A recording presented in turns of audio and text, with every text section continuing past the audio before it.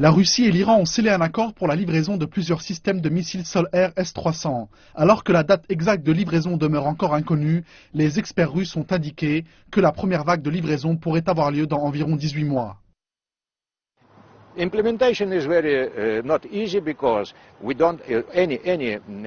La phase de mise en œuvre ne sera pas si aisée que cela dans la mesure où la Russie n'a pas encore de nouvelles lignes de production pour répondre à une demande dans les 6 mois à venir.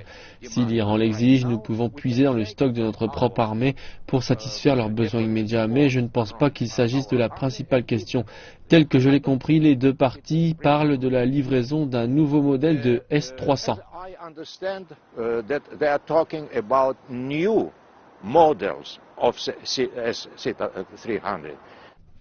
Le contrat, dont le montant initial était de 800 millions de dollars, avait été signé en 2007, mais la Russie avait gelé les livraisons en 2010 en raison des sanctions des Nations Unies contre le programme nucléaire iranien.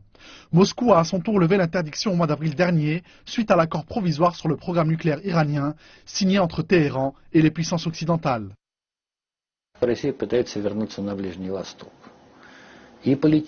La Russie tente de faire son retour au Moyen-Orient, à la fois sur les plans politiques, militaires et économiques, mais la question est de savoir comment il est possible de réaliser ce retour dans le contexte du conflit syrien avec le groupe État islamique et la rivalité entre chiites et sunnites.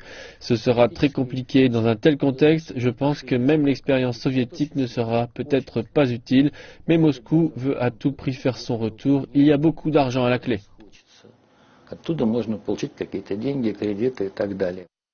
Israël, les États-Unis et l'Arabie saoudite se sont tous opposés à ce contrat de livraison.